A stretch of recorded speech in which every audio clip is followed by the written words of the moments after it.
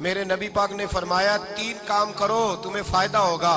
حضرت عبدالرحمن ابن عوف فرماتے ہیں میں نے اس کا تجربہ کیا اس حدیث کا, اور آپ فرمایا کرتے تھے مجھے اللہ کی عزت کی قسم جو میرے نبی نے کہا حق اور سچی کہا ہے, حق اور سچ کا ہے. حضور سید عالم صلی اللہ علیہ وسلم نے فرمایا صدقہ دینے سے مال کم نہیں ہوتا.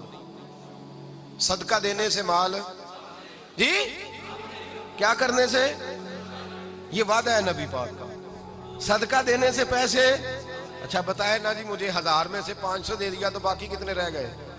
تو حضور فرما رہے ہیں کم نہیں ہوتے. 1000 دے دیا تو باقی کتنا بچا؟ نہیں بھائی, میرے محبوب فرماتے ہیں تو اللہ کے رستے میں 1 دے وہ تجھے 700 گنا کر کے واپس عطا فرمائے گا.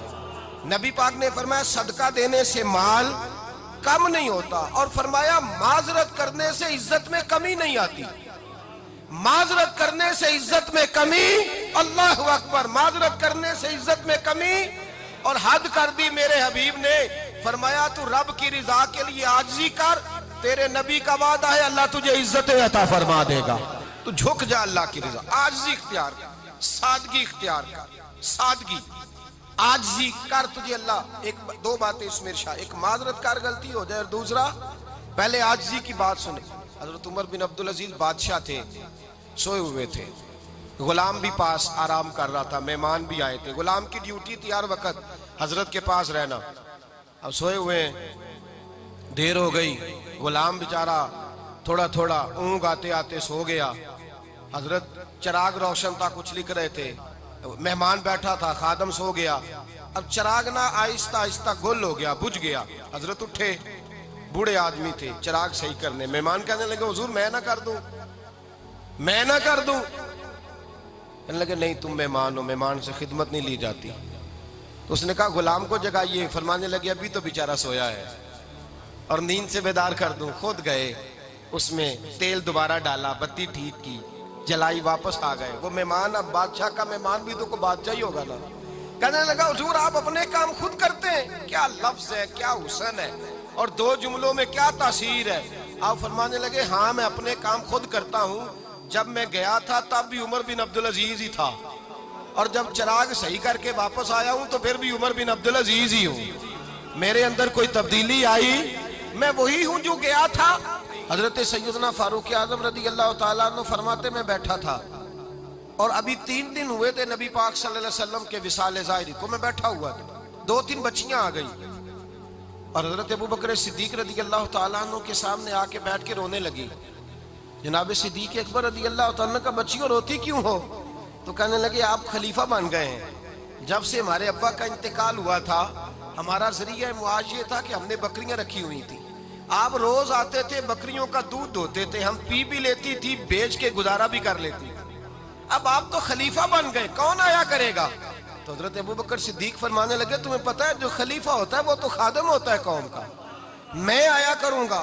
حضرت ابو بکر صدیق روزانہ اٹھتے عصر کے بعد اور جاتے, خلیفہ ہونے کے باوجود ان بچیوں کی بکریوں کو پکڑتے, دودھ دھوتے, ان کے گھر میں دے کے آتے.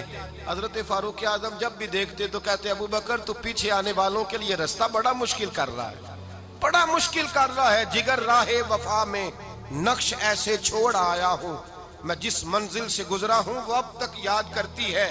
حضرت سلمان فارسی رضی اللہ تعالیٰ عنہ صوبے کے گورنر تھے, سادہ سا لباس پہن کر, سادہ سا, بس اسٹاپ پہ کھڑے تھے, جہاں سے لوگ اندر داخل ہوتے تھے, جہاں سواریاں باندھی جاتی تھی, آج ہم اپنے زبان میں اسے بس اسٹاپ کہتے. باہر کھڑے تھے, کوئی مہمان آ گیا کسی کا, اس نے دیکھا سادے سے کپڑے ہیں, خستہ سی حالی ہے, اس نے سمجھا کوئی کلی ہے شاید, معاذ اللہ کوئی ملازم ہے. کہنے لگا خادم ادھر آؤ, ادھر آؤ. آپ قریب گئے, کہنے لگے میرا سامان اٹھاؤ. امام غزالی فرماتے ہیں جب تو علم پڑھنے بیٹھتا ہے تو یہ بھی خیال کرنا تیرے اندر تکبر کا بوٹا نہ لگ جائے, عاجزی اختیار کرنا. عاجزی, سر پہ رکھا ہوا ہے سامان. حضرت سلمان فارسی نے, گورنر صاحب نے, اس آدمی کا, مہمان کا سر پہ سامان رکھا اور جا رہے. سنو اور غور کرو. جب جا رہے تھے جو آدمی بھی ملتا گورنر صاحب ہمیں دے دے.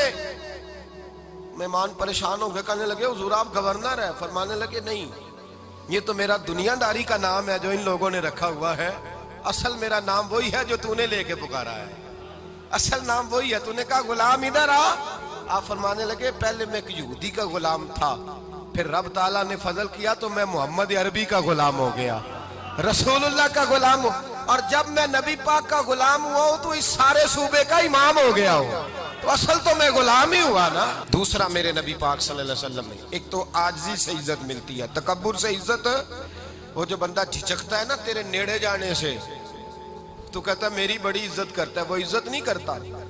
شیر کی عزت ہوتی ہے کہ خوف ہوتا ہے؟ بولے نا تو نہیں نہ ڈر لگتا ہوتی کو۔ شیر کا کیا ہوتا ہے؟ خوف، اس کی عزت نہیں ہوتی۔ تو درندہ ہے، درندوں کی بھی کبھی عزت ہوتی ہے؟ تو جو آدمی ڈنڈے کے زور پر لٹکا کے ڈنڈا اور وہ لوگوں سے عزت کرا رہا، تو بھائی یہ تیری عزت نہیں ہے، تیرا خوف ہے۔ عزت عاجزی میں ہے، انکساری میں ہے۔ اور دوسرا میرے نبی پاک صلی اللہ علیہ وسلم نے فرمایا عزت معاف کرنے میں ہے۔ عزت کس چیز میں ہے؟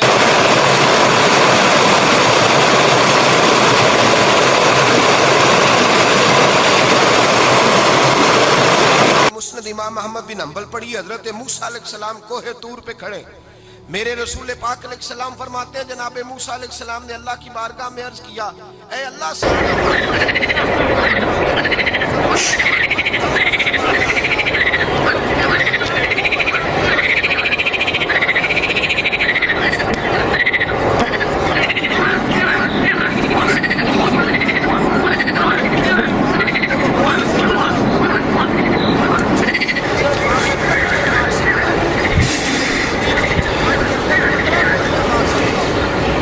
معاف کر دے، وہ بڑی عزت والا ہے، عزت والا ہے جو معاف کرے۔